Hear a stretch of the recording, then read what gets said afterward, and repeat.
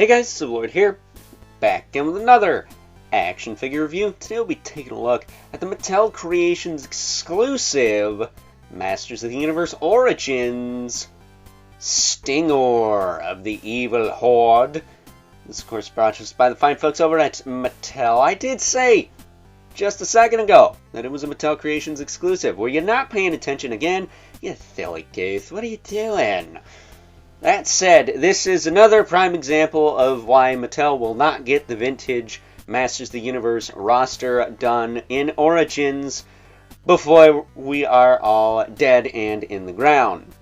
That said, I don't think he's that bad of a figure. In fact, I think he's better than a lot of Origins offerings as of late, but we're going to talk about it. So, with that being said, why don't we cut right to the chase and get into the meat and potatoes of this review and take a look-see at all Stingor has to offer in terms of accessories, starting off with the mini-comic. Is that backwards? Yes, it was. Mini comic right there. I did not notice the little pamphlet in here. I don't think he comes with one of those, which is odd because now I can't make my joke of if you don't know how these things work that you're a maroon. So there you go. There's the back. It's just the Masters logo because there is no cross-sell for the Mattel Creations figures. Which, do you want a cross-sell for the Mattel Creations figures? I'm curious. That said, he comes with a swappable kind of fist hand. This looks like a really significant grip hand, so I would almost save this for somebody and give him like a fist or something else to use with this pincer claw, which does have a hinge on it. And we haven't seen this guy since the Masters of WWE Eternia line with Sting. He was the only figure to come with this other than Stingor here, so it's nice to see this part getting back out there, whether you like it or not. We also have a claw shield, not like Thundercats, like a Scorpion. It's got the clip on the bottom, but unlike Hasbro, this clip's not going to snap into a million pieces on you when you go to use the frickin' thing, so that's cool. Nice thick plastic, but it does have some flex to it, so you can get it on there pretty easily. And then, of course, he has his tail. Now, it's not the tightest thing, but it is segmented here, here, here, here, here, and that's it. The very end is not separately articulated, but everything else is. And you can hinge it back and forth and rotate it side to side. No tilt, that would have been nice, but you do get rotation in the buttocks there, so you can get some tilt out of that. But a very well articulated tail. Of course, since I referenced it, he does have a boom boom hole right there for his tail. But why don't we take a look at the figure in question. Very Mosquitor-esque in the back of the cranium here. He's got that long kind of flat piece and that little kind of mohawk section right there, much like Mosquitor does. But then I think he's more or less wearing a helmet because he's got normal looking eyes. I don't think he has like the Mosquitor eyes, the big cartoony eyes. Then he's got his mandibles here. I got two of these, one for me, one for my buddy Evil Villain, and both of them, the mandibles appear to be warped the exact same way. I don't know if that's intentional or what. All I know is that one of them's down here, one of them's up here. That's kind of weird, but I guess if you wanted to, you could probably heat that up and fix it, but I'm not going to bother since it's like that on both of them. I do believe these hands are new. I don't recognize them. This armor is clearly new. It's got the spikes on it. I think his torso's Fangor, maybe. Same with the arms. They got the segments on them. Same with the legs. His feet are clearly the clawful feet, and then he's got the horde boots. And then, obviously, the waist is reused from anyone who's had a tail. So, Reptilax, maybe Splinter Skull, figures like that. But not a lot of new pieces other than the head, the armor, the tail, the hands, and this claw shield, unless it was used somewhere else. I also don't recognize this hand. Like, I don't know where this is from because it clearly has, I think it has a claw on the thumb. So maybe this hand is new. I don't know. But he looks good. And he's very stiff. He's nice and tight out of the package. So that's nice. You don't gotta worry about him being all loosey-goosey and falling out. Like, look at his waist. Like, it barely moves. So, as far as articulation goes, standard Origins fare. Double ball peg in the head. Will rotate, tilt up and down. Can't really look up, which kind of sucks because he's going to be doing a lot of crouching with that tail. Arms will move out, back down. They will rotate forward and back. Single jointed elbow, which is nice and crunchy. It's got that swivel in the elbow. Swivel in the wrist with a hinge. It's got the waist twist. Hips kick out, down, out that way, back down. He does have the hinge swivel knees. These are very tight. The swivel in the knee. There we go.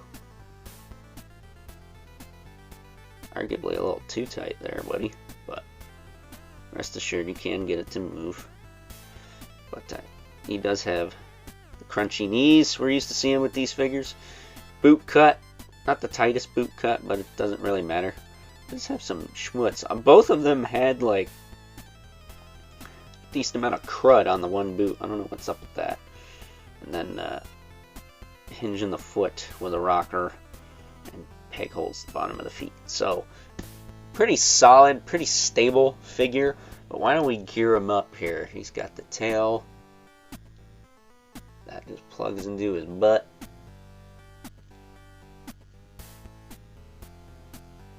Like so. Hopefully I don't get flagged for showing me sticking something literally up his keister.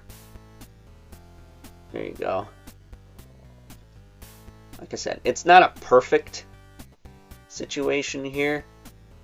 They tried. I'll give them that. They really tried with this tail, but it is a little loose in spots. Then for the hand, I'm actually going to pull him off cam.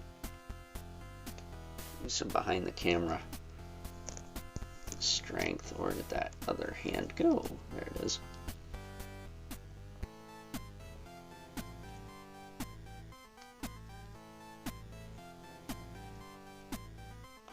Other hand will just fit right in there.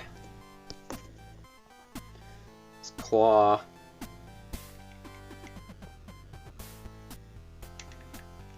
Fit right over the top like that. Look at that.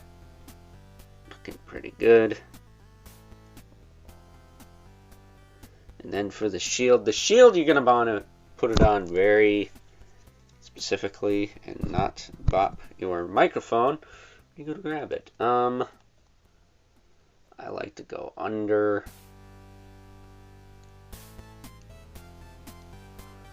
And then kind of turn it onto his forearm.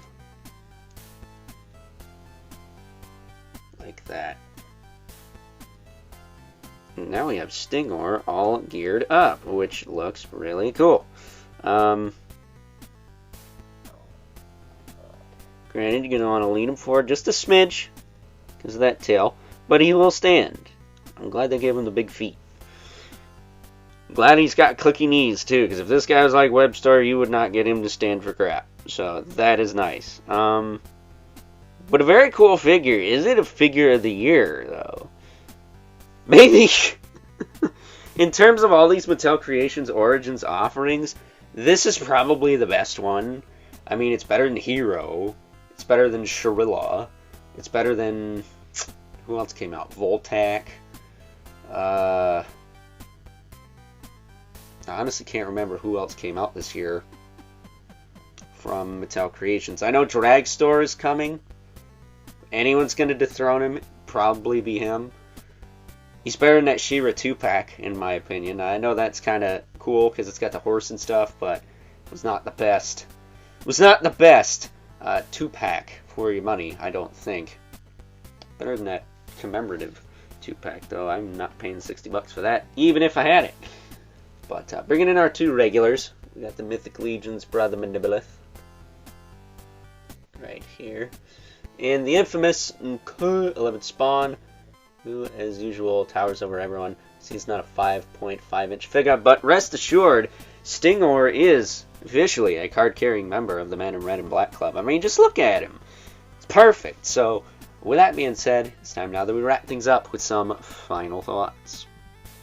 Overall, and unless you're being a hardcore gatekeeping elitist and only want the vintage characters from the Origins line, I don't really see any good reason why you should pass up on good old Stingor here. Out of all the new BS characters that Mattel's been throwing at us during the course of Origins, I have to say Stingor is by far one of the least offensive. He's actually pretty friggin' cool looking, and the fact that they went the extra mile and gave him a fully articulated tail says that there was a significant amount of care put into this character. I only wish I could say the same for the likes of Whiplash or Ratlore, characters from the actual Vintage Masters line that always get sucky tails in comparison to this guy. So with that being said, I hope you guys enjoyed this review, and until next time, I'll catch you guys